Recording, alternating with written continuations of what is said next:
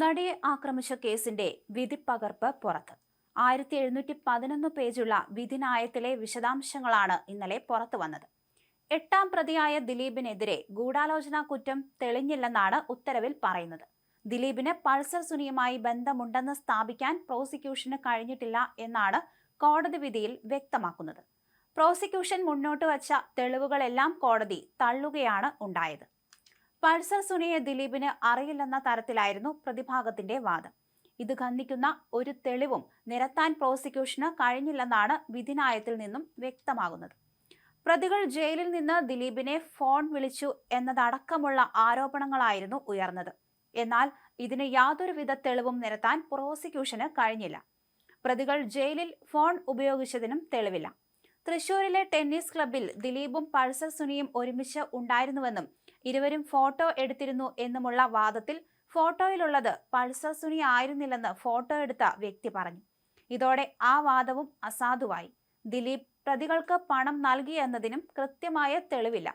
ദിലീപിനെ വെറുതെ വിട്ടതുമായി ബന്ധപ്പെട്ട് 300ഓളം പേജുകളിലാണ് വിധിപ്പകർപ്പിൽ പറയുന്നത്.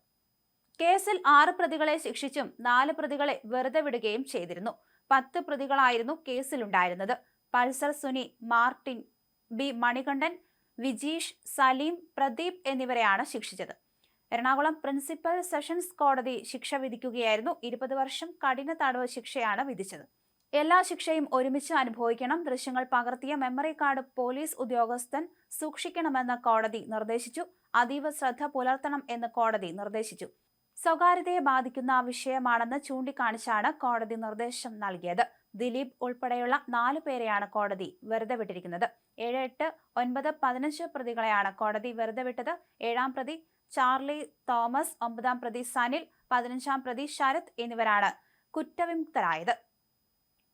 നടിയെ ആക്രമിച്ച കേസിന്റെ വിധിപ്പകർപ്പ് ഇന്നലെയാണ് പുറത്തുവന്നത്. ദിലീപിനെ ഈ കേസിൽ ഉൾപ്പെടുത്തിയതുമായി ബന്ധപ്പെട്ട ഗൂഢാലോചനാ സിദ്ധാന്തമാണ് കോടതി പൂർണ്ണമായും തള്ളിക്കളഞ്ഞത്. ഏറെ വിവാദമായ ഗൂഢാലോചനയെ പൂർണ്ണമായും തള്ളിക്കൊണ്ടുള്ള ഉത്തരവാണ് പുറത്തുവന്നത്. പൾസർ സുനിക്ക് ദിലീപ് പണം നൽകി ഒരു കൊട്ടേഷനായി ഈ കൃത്യം നിർവഹിച്ചു തുടങ്ങിയ പ്രോസിക്യൂഷൻ വാദങ്ങളെല്ലാം കോടതി പൂർണ്ണമായും നിരാകരിച്ചു.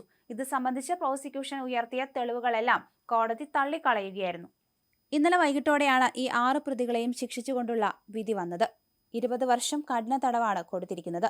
50,000 രൂപ പിഴയും. പിഴ അടയ്ക്കാത്ത പക്ഷം 1 വർഷം കൂടി തടവിൽ കഴിയണം.